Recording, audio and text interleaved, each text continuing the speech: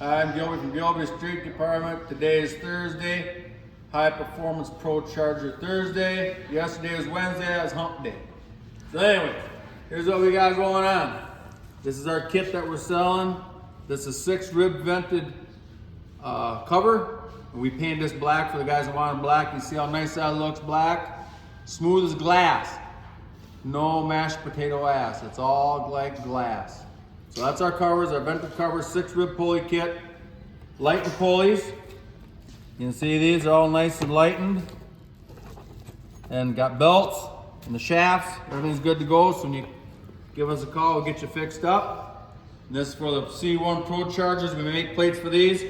And you put one of these on your bike. Without it, you got like, it's a cool bike, but you look at it, it's like, where's the engine? You know, 120 horse, that was like 20 years ago. You know, shovel heads make 100 horse.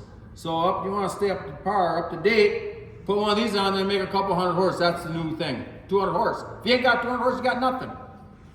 Yeah, we got the studs, heavy duty studs. Our logo's in there, made in USA, baby, USA. That's us, heavy duty studs. Keep your heads on, run this stuff, and you'll go like a bullet. We're going tight, Gilby Street Department.